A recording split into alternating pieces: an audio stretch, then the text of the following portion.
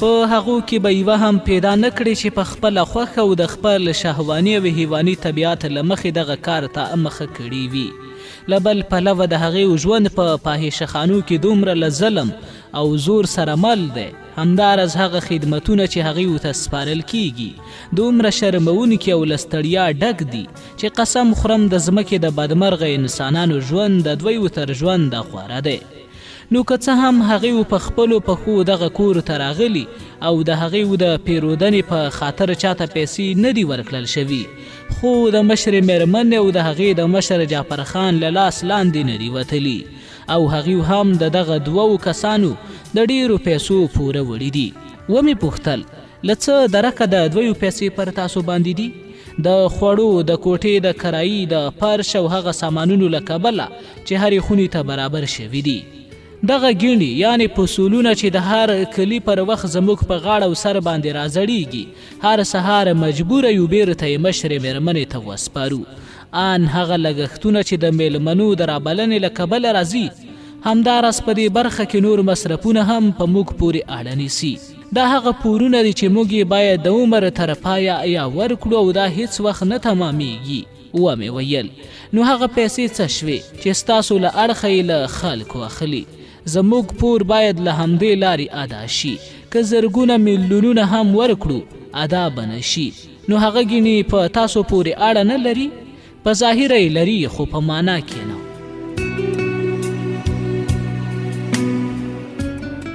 که څه هم د هغو د قیمت په سلګونو برابره مو ورکړي، خو بیا هم د قیمت پوره کول زموږ پر غاړه دی. خو دغه ګینې یوازې څو ساعته له موږ سره وي. ومې ویل هغه کسان چې دلته راځي هغې خو خپل مصرف ورکوي، دا هم په تاسې پورې اړه نیسي؟ هو دا هم زموږ په پور کې حسابیږي. خپلواک نه یاست او ګرځېدو ته نه ځئ؟ نه. نو ولې شکایت نه کوئ؟ چاته یې وکړو؟ عدلي او نورو قانوني محکمو ته؟ له پوسخنده ډکه موسکا یې وکړه او وی ویل موږ پرله پسې شکایتونه وکړل، خو له بده مرغه هیچا هم زموږ غږ وانه ورید. د مشرې مېرمنې دفتر داسې تنظیم شوی که هرې محکمې ته دا خبره ورسیږي زموږ شکایت غلط ګڼل کیږي او هغه حق په جانبه ګڼي. ولې نه تښتئ؟ تر څه وخته پورې به دغه عذاب او شکنجې ته ځانونه سپارئ؟ چیرته وتښتو؟ له دنیا و آخرته شړل شوي یو، هیڅ ځای ته هم لار نه لرو، له لوږې به ومرو، له ناچارۍ څخه دغه سپک ستونزمن او له ننګ ډک ژوند ته دوام ورکوو.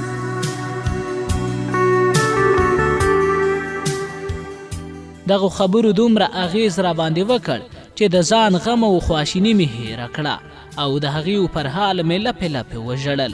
ګرانې مورې، دا هم د یوې ډلې انسانانو وضعیت دی. کومه دی هغه ځوانمرده چې دغې ډلې ته د ترحم او عطوفت په سترګه وګوري؟ کومه دی هغه عدالت او انسانیت چې د دوی غچ واخلي او دغو جنایتکارو ته خاتمه ورکړي؟ قوانین تل د کمزورو خلکو ګریوان نیسي او له زورور سره کار نه لري. که متنفذین شتمن او بډایه خلک زرګونه ظلمونه او جنایتونه هم وکړي، د قانون لاس نه ورغځېږي، بلکې دغه قوانین تل د مظلومینو او بېګناو په لمن پورې نښلي او هغې تورو څاګانو د ټکولو او وهلو زنځیر یا هم د دار کړیو ته کشوي. که فاحش شکایت وکړ او کومې محکمې ته یې زاري وکړې، که په حقه هم وي څوک یې شکایت نه اوري.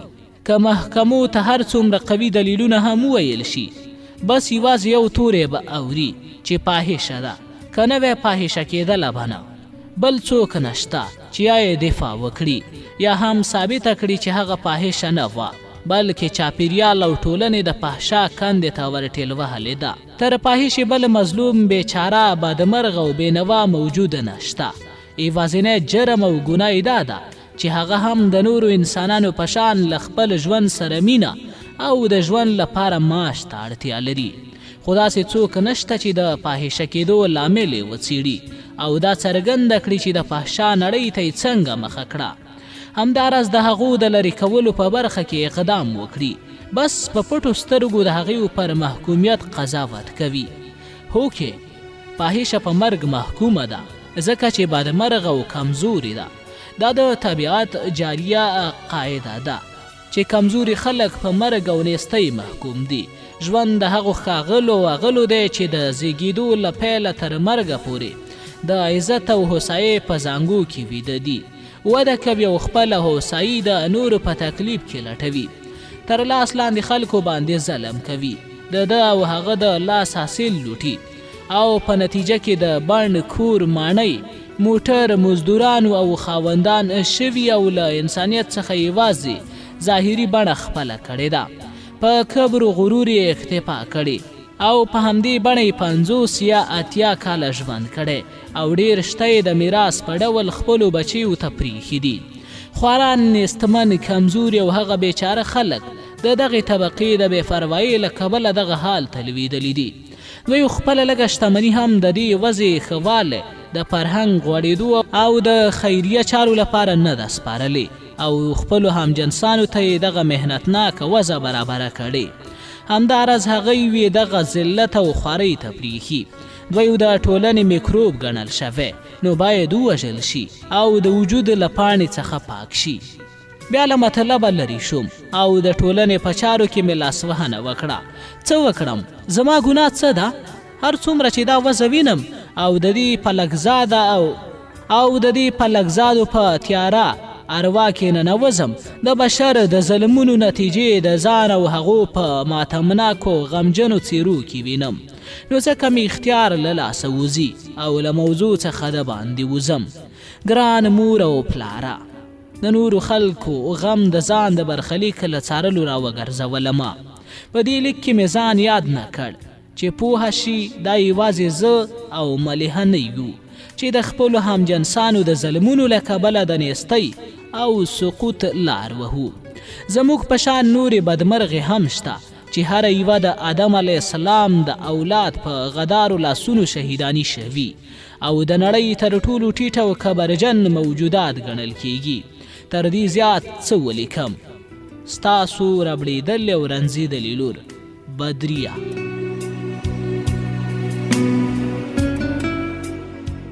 چې زړه وخوږېږي تر ړندو سترګو هم اوښکې څاڅي. پښتو متل. 19 څپرکی. نوی راغلی مسافر. سم راته معلوم نه دی او نه پوهېږم څه موده کېږي، خو لکه چې تر 3 میاشتو زیاته موده کېږي چې زه اسیره شوی یم. نور نو ژوند او دنیا ته هیڅ ډول امید نه لرم. کله کله به چې د رنځ او عذاب تر اغېز لاندې وم، ځان ته به مې یوه ناڅرګنده خوشحالي بخله چې په پلټنو کې به څوک راباندې خبر شي او ما به د بدمرغۍ او ذلت په دغه کونج کې پیدا کړي. دا دی اوس مې له ټولو ځایونو امید نشته او پر ځای یوه ویرونکې نهیلي رامنځته شوې. نه د تېښتې لار، نه هم د ژغورنې هیله. هیڅ نه لرم. له بله پلوه د ناروغۍ تر سختو حملو لاندې یمه چې لږ تر لږه د حرکت ځواک راڅخه اخیستل شوی. په ډېرو ستونزو د خپلو حاجتونو پوره کولو ته ګام اخلم. دغه تلپاتې رنځ ډېر ناتوانه او کمزوري کړی یمه. ما ته یوازې یو امید پاتې دی چې هغه د ژوند له رنځه خلاصون دی او بس. خو له بده مرغه مرګ هم راڅخه مخ اړولی او راڅخه تښتي. واقعا څومره ویرونکې او شوم برخلیک لرم. بدمرغي دلته ده چې د دغه کور نورې پاهیشې هم راڅخه لرې شوي او لږه مې پوښتنه کوي. زه هغو ته له هره اړخه حق ورکوم ځکه په ما کې ظرافت او شوخ طبعي نشته لکه عموما چې دغه جنس لري. کله چې زما او شاوخوا ته راغونډېدل، د ماتم او خواشینۍ له یوې مجسمې پرته نور څه نه لیدل.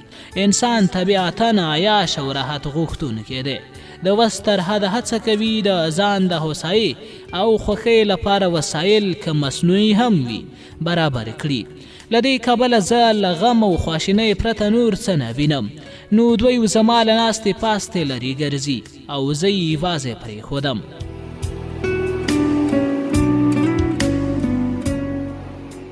اوس یې د پخوا په شان زما څارنه او پالنه نه کوله. ما ته اوس هیڅ اهمیت نه راکوي. یوازینی څیز چې څرګندوي زه یې په بشپړ ډول له پامه نه یم غورځولی دا دی چې لا تر اوسه له کوره د وتلو حق نه لرم. خو د خوراک په برخه کې مې هم هیڅ غور نه کیږي. هغه کسان هم لږ شوي چې پخوا به یې رالیږل. دلته لږ کسان مینه ښیي چې زما کوټې ته راننوځي، خو مزاجي او اروایي وضع مې دومره خطرناکه هم نه ده چې ویره ورته پکار وي. په دې نږدې کې زه خپله له ځانه کرکه کوم. د سیفلیس او نري رنځ په میلیاردونو میکروبونو زما ټولو بدن نیولی. ما ته به نږدېوالی او معاشرت له خطره تش نه وي. څو ورځې کېږي چې یو بد بوی راڅخه ولاړېږي. هیڅوک آن د 10 دقیقو لپاره هم را سره مجلس نه کوي. د کور یوه جنۍ رڼا نومیږي. دا هغه جنۍ ده چې د ملهې مړی راوښود. هغه به زما پوښتنې ته ډېره راتله. دا څو ورځې کېږي چې هغه هم نه راځي. هر ځل چې راځي د لنډ وخت لپاره را سره وي. هو هیر مې شول چې درته ولیکم یوه میاشت کېږي زما خونه یې هم بدله کړې ده. نور نو په هغه برخه کې نه یمه چې پاهیشې پکې اوسیږي. د سرای په بل لور کې یوه تیاره وړه کوټه راکړې چې چوکټ هم پکې ایښی دی. یوه ورځ مې د رڼا په وسیله له مشرې مېرمن هیله وکړه چې ورسره وګورم. هغې ویلي و د کتنې لپاره یې وخت نه لرم. که څه ویل غواړي پیغام دې راکړي. رڼا ته مې وویل ورته ووایه نور نو زما وجود ستاسو په ګټه نه دی. له ما څخه ګټه نشي اوچتولی. منت را باندې کېږدئ. دا نه وایم چې له کوره مې وباسئ، بلکې یو څه تاریاک یا نور دارو راکړئ چې ژر مړه شمه او تاسو راڅخه بېغمه شئ.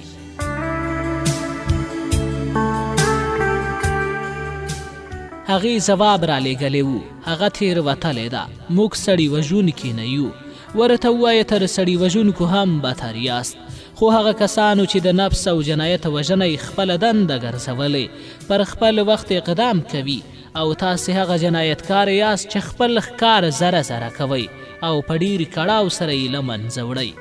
یوه ورځ چې له هلاکوونکو سره لاس و ګریوان وم او د بیړني مرګ لپاره مې د خدای جل جلاله دربار ته دعاوې کولې.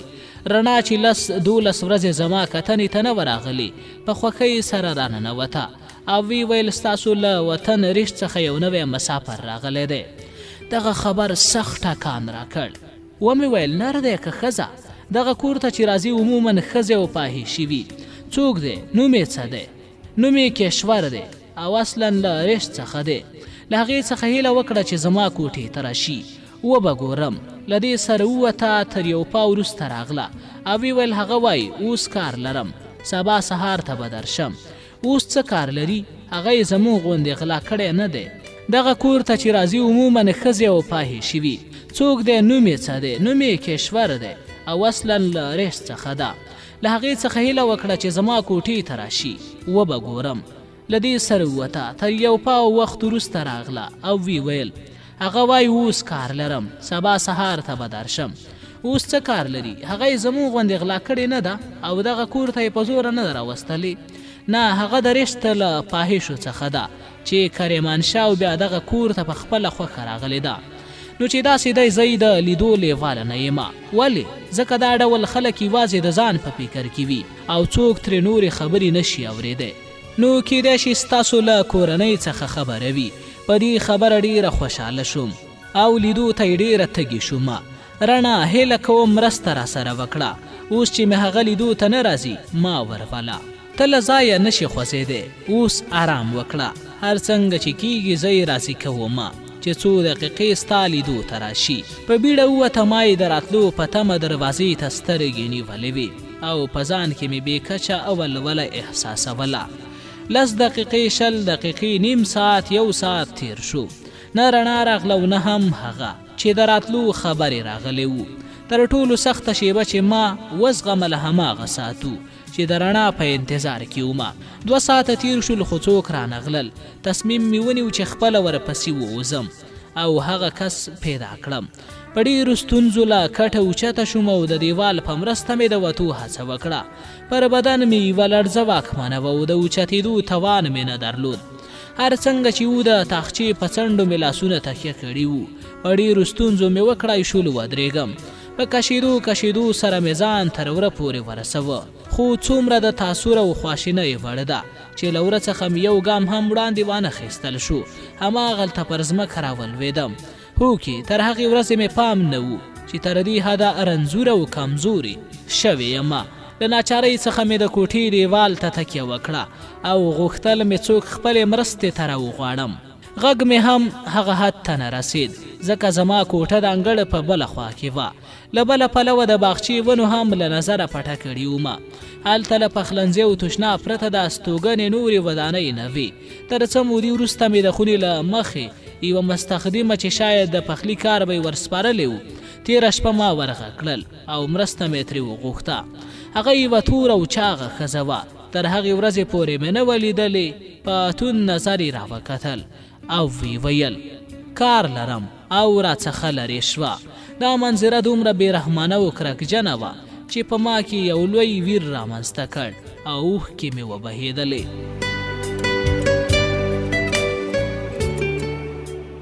وروسته تر دې چې مې ښه ډېر وژړل، یو وخت مې ولیدل چې تر سترګو مې د اوښکو پر ځای سرامنې اوښکې یعنې خوناب بهیږي. د خدای جل جلاله درګاه ته مې لاسونه پورته کړل او له دغې بې عاطفې او بې رحمې ډلې څخه مې خپل غچ وغوښت.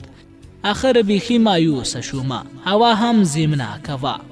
د مني یوه میاشت تېره شوې وه. ساړه مې وشول. د خزندګانو په شان د لاسونو په مرسته په نس وڅکېدم. ځان مې تر خپل آرامځایه یا هم د مرګ او ناکامۍ بستر ته ورسوه او بېسده شوم. تر یوه ساعت وروسته چې لږ آرام مې کړی و ویښه شومه. تیاره وه. څوک مې کوټې ته راننوت او ما ته یې نارې کړې. د رڼا غږ مې وپېژاند. ومې ویل ته هم بې مینې او پاسېدی، پر ما بېرحمي او ستم کوې. قسم یې واخیست چې هېڅ ګناه نه لري او مشرې مېرمن منع کړې وه چې ما ته رانشي. که دلته راتلای چا به مشرې مېرمنې ته خبر ورکولی. ومې ویل ډېر ښه، ستا عذر مې ومانه، رانغله. له بده مرغه د هغې په راوستلو بریالی نه شومه. مننه. وی نه ویل چې زموږ له کوره یې څه خبر راوړی؟ نه، ما ته یې هېڅ ونه ویل. هڅه مې وکړه څه ترې واورم خو ونه شول. ارزښت نه لري. وروسته مې ولیدل چې د وتلو په هڅه شوه. ومې ویل ولې داسې بیړه ده؟ زه د شپې له تیارې څخه په کار اخیستو دلته راغلمه. ویرېږم راپسې رانشي او پوهه نه شي چې زه دلته یمه. ښه نو لاړه شه، خو هیله کوم زما څراغ ولګوه او بیا لاړه شه. زما څراغ یې چې د تیلو یو خیرن څراغ ولګوه. غوښتل یې چې لاړه شي. ومې ویل یوه بله هیله هم لرم. څه هیله؟ هغه کاغذونه چې ما ته دې راکړي وو پر ټولو مې لیکل وکړل. بیا څه کاغذونه او قلم راته پیدا کړه. هغه ټول کاغذونه دې څه کړل؟ له بده مرغه د ټولو پر مخ او څټ مې لیکنه وکړه. دا لیکنې څه ګټه لري؟ زما د یوازیتوب د غم لړلو ساعتونو یوازینی ملګری دی. نیم ساعت وروسته به یې درته راوړم او له دې سره ووته. رښتیا هم نیم ساعت نه و تېر شوی چې په بیړه راغلله او یوه ګېډۍ کاغذونه یې زما مخې ته واچول او وی ویل پري، رښتیا چې ستا وضعیت ډېر خواشینونکی او له خوارۍ وډک دی. چاره څه ده؟ دغه محنتباره شپې ورځې زموږ د خپلو همجنسانو د جنایتکارانو د لاس نتیجه ده. تا ته ډېره په اندېښنه کې یم او ستا پر حال ژاړمه، خو څه وکړم چې ستا د همکارۍ او مرستې توان نه لرمه. مننه. زما اروا به تل درته دعا کوي. آه یې وکه ښه او راڅخه لاړه.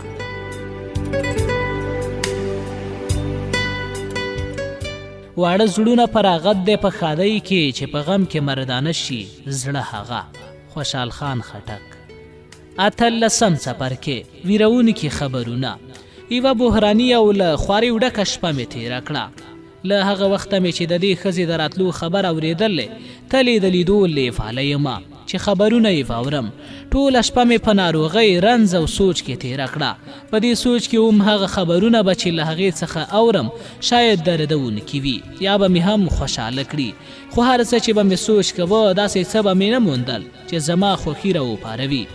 څرګنده ده هغه مور چې خپل یوازینی دردانه او ګران څرګنده ده هغه مور چې خپل یوازینی دردانه او ګران اولاد یې ورک کړی وي او هغه پلار چې د خپل ټول عمر نتیجه یې له لاسه ورکړې وي. هغه مور او پلار چې ټول عمر یې خوارۍ کښلې وي، نهال یې کښېنولی وي او په روزنه کې خپل ژوند قربان کړی وو. خو هغه نیالګي د ناسپړلې غوټۍ او نارسېدلې میوې په شان شو. لا یې ترې خوند نه و اخیستی چې د بشر ناولو لاسونو له بیخه وشکاوه او د هغې د ټول عمر خوارۍ په اوبو لاهو کړي.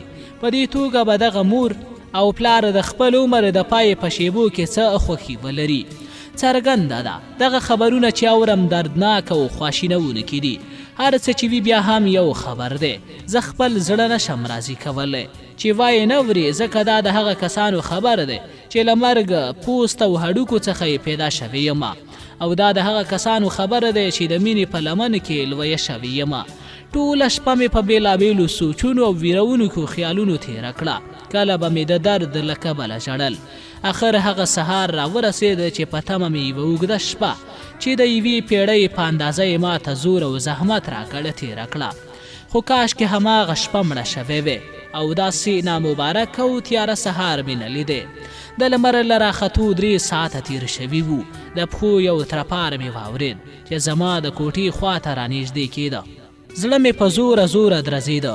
اروا مې د هغه کس په پښو کې ښکته پورته غورځېده چې وړاندې راته 2 کسه زما کوټې ته راننوتل.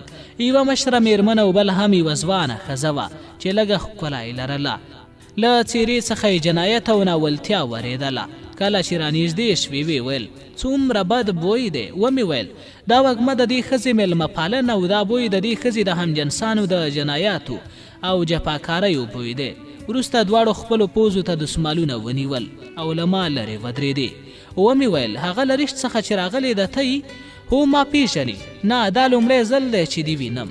څه وخت راغلی؟ پرون. مېرمنې د سوالو جواب توان نه لرم. زما د کورنۍ په اړه که هر څومره خبره یې راته ووایه. ستاسو کورنۍ نه پیژنمه. نو څنګه دې ویلي و چې زموږ له کوره دې خبرونه راوړي دي؟ نه ته د حاجي جلیل لور بدریه یې؟ هو زه یمه. اوس مې وپېژندې. ستا د حال ټول تفصیل مې له عمه باجي څخه اورېدلی دی. عمه باجي څوک ده؟ هماغه کس چې ته او ستا ملګري یې تېر ویستلاست او غلا یې کړلی. د هغې مکارې سپین سرې یادون واقعا په ما کې یوه بسیارې غوسه او هجان رامنځته کړ. بې واکه مې یو حرکت وکړ او وڅرخېدم. هغه ښځه رانږدې شوه ویې پوښتم څه در باندې وشول؟ هېڅ. هیله کوم خپلو خبرو ته دوام ورکړه. ستا هغه بله ملګرې چیرې ده؟ دا ځل د مشرې مېرمنې د خواشینۍ او وارخطایۍ وارو. ومې لیدل چې رنګ یې تک سپین والود او ځان یې وبایله. ومې ویل د دې ښځې له وېرېدلې او وحشت وهلې څېرې څخه وپوښته. وروسته مې ولیدل چې بیرته خپل عادي حالات ته راوګرځېدله او ویې ویل له چا ووېرېږم؟ له کشور څخه. هغه پرېش کې زما له شهرت څخه خبره ده او پر دې ویاړي چې زما په شاګردانو کې حسابېږي. هغه ښځه وڅرخېده او په یو ځانګړي ناز او پوسخند سره یې ویل مشره مېرمن ښه وایي. نو هغه بیا څه شوه؟ ومې ویل هغه ووژل شوه. د چا په لاس؟ د دغه مېرمنې په جنایتکارو لاسونو. ټکې ټکې ټکې. مشرې مېرمن وویل ما نه ده وژلې. په خپله یې تاریاک وخوړل او مړه شوه. ومې ویل هر څنګه چې و راحته شوه. هیله کوم خپل اطلاعات راته ووایه. ویې ویل هو یوه میاشت وروسته ستاسو په غلا کېدو پوهه شوم. ټول رشت خبر شو خو له ما او څو نورو کسانو پرته بل څوک خبر نه شو چې ستاسو غلا کوونکي څوک دي. پولیسو هم ونه کړای شول باجي عامه پیدا کړي. که څه هم هغه په لارښ کې ده. که اوس یې د ملیحې کورنۍ هم وویني وبه یې نه پېژني. څنګه؟ ځکه باجي عامه په هغه څېره او قواره کې نه وه لکه د ملیحې د پلار حاجي ټکې ټکې په کور کې چې مزدوري کوله، بلکې پر مخ یې ورته کریم وهلی و. کله یې چې کار خلاص شو کریم یې ورڅخه پاکلل. اوس به یې شیطان هم نه پېژني. تاسې خو ترې خبره واست او له کارونو یې هم خبروئ. ولې مو پولیسو ته معرفي نه کړه؟ موږ نه د تامیناتو مفتش یا هم ساتونکي یو، نه هم له دولت څخه معاش اخلو چې دا کارونه وکړو. د انسانیت لپاره به دې کړی وی. انسانیت پیسې دي. که مقصد مو پیسې وی پولیسو یا هم زموږ مور و پلار ته به مو په خبر ورکولو سره ډېرې ګټې ترلاسه کولی. دا سمه ده خو دا ګټه په خوارۍ نه ارزي، ځکه بیا تل باید د محکمې د میز تر شا خبرې وکړو. بله دا چې دغې باجي عامې موږ ته ډېر خدمتونه کړي. زه او زما ملګري د هغې په لاس روزل شوي یو. هېڅ کله ورته خیانت نه کوو. پوه شوم چې دا ښځه هم د باجي عامې او مشرې مېرمن له ډلې څخه ده. ومې پوښتله زما په نشتون کې زموږ میندو او پلرونو څه وکړل؟ څه له پاسه 200 تومنه یې د ټیلیګرافونو پیسې ورکړې، خو ګټه یې ونه کړه. لکه چې ویني هېڅ چا هم ستا د استوګنې ځای پیدا نه کړ. هغه زموږ څارونکي علي اصغر او موټر چلوونکي څه شول؟ موټر یې په کرمانشاه کې وپلوره او دوی بل ځای ته لاړل. شاید په رشت کې وي، خو هغوی به هم په بله څېره کې وي. هغوی هم ماسکونه ایښي وو. ماسک څه شی دی؟ مصنوعي صورت.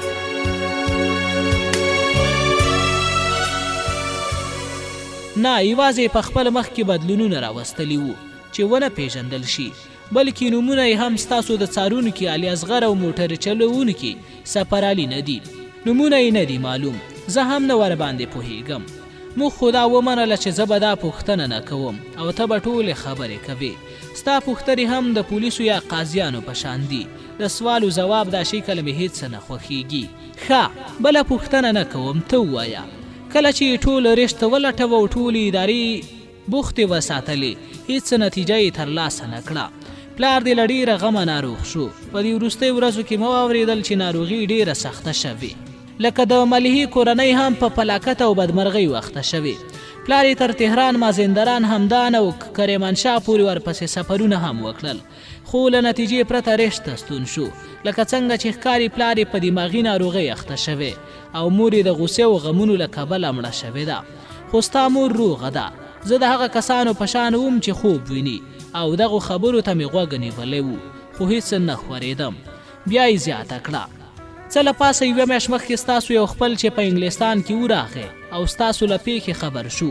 وروسته تر دې چې څو شپې ورځې وژړل، له هیڅ چا سره یې ونه کتل. یوه ورځ یې خونې ته ورغلل.